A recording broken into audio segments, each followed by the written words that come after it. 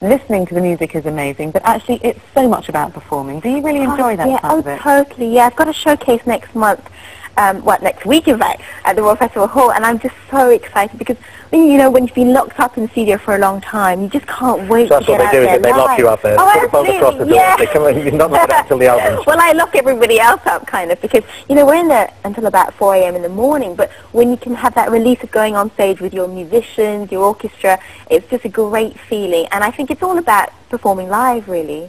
I think that's when you come to life and the audience comes to life. Really Do you get nervous? I am nervous about next week's show, only because it's the first time I'm performing, songs from the new album choreography. So it's the first for me. We're deep in rehearsals. I was there last night. I'm going back after, our little chat. So I'm excited. I wouldn't say nervous, but I'm excited. What do you think about the new album then? I mean, how does it compare with what you've done before? Well, it's a bit more acoustic. I mean, when you saw that, it was very sort of electric on stage. But the actual nature is much more... How do you say? It's much more orchestral. I use the forces of the RPO. So, with an 80-piece orchestra, you just have, the weight that synthesizers just can't bring you, And it's all based on dance. So the spirit of dance is there, from a tango to a bolero to a minuet, etc. There's just so much going on. And I work with some wonderful producers on the album, like A.R. Rahman of Bombay Dreams, Bill Whelan of River Dance. So it's got a very, very sort of big epic feel about it. We're going to have a little listen before we talk to you again in a moment's time. Let's listen to Vanessa-Mae in a solo.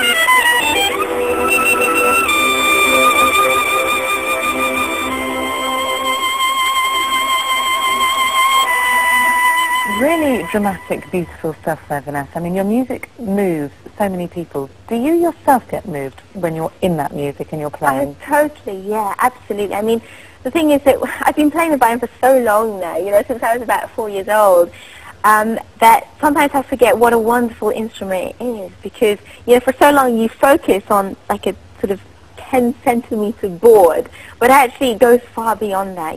The great thing about the violin, wherever I go in the world, you don't have any language barriers. You find that a lot wherever I go. I mean, I look Oriental, but I don't really speak any Chinese. But when I go over to Asia, which I'm doing next month, I don't have to speak a word of Chinese because you've got the violin for you. So I think it's a wonderful instrument. It's so expressive, and I just want to show people that it's not a very strict conservative classical instrument, because it can be that, and it's beautiful when it's played like that, but it's also very modern and contemporary. And how are you dealing, Vanessa, with this enormous worldwide fame? As we said, you're only 25. It seems like you've been around a long time. Yeah, people think I'm really old. Throwing away the violin and going off into the outback. I've had time to chill out. I've had time to just be a ski bum for a few years, because in between albums I've just chilled, really, taken time off and just thought about what I wanted to do next. But it's true, people always assume that I'm much older, because I've been around for about 10 years and people, in the public eye, because my first fusion crossover album came out when I was 15. So it's really fun that I've had all that experience, because I think I've, done 10 albums now, and they've been so varied, from pop to classical to crossover, back to classical again. I mean, I've just gone to so many different styles. But on this album, I'm really happy, because in a way I've taken all the experience that I built up over the last 10 years and put it on one album. How exciting for you. But there's been some negative sides to the fame as well, hasn't Well, sometimes. I think you have to compromise. I mean, growing up as a child, you don't get that much time at school or with friends.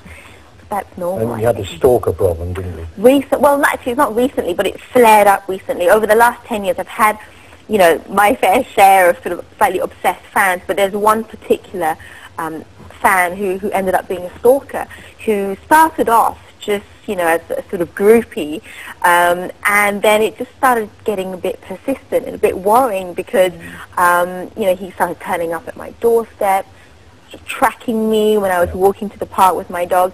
And I think it's something that you expect up to a certain point, but if the police are there ready to back you up, then you have to get in touch with them, and that's what I did. Actually, that's all over for you now. Just quickly before you go, how many violins have you got? Oh, I have one classical acoustic, which I'll be using next week, but I also have a few electrics. You saw my acrylic one on stage then, but I also have a few electrics. I mean, the great thing about the electric is that it's so sexy to play. It's got all these effects, like an electric guitar, you know, distortion, flange. But the acoustic violin is something I can't give up because it's got a great body and beauty and soul as well. Certainly has. Vanessa, thanks very much for staying the time to talk. Thank you so much for having me. We'll let you For next week, yes, and all your rehearsals before it starts. Thank I'm sure you. it'll be a huge success like everything else you've done, Thank you. Vanessa-Mae. Thank you.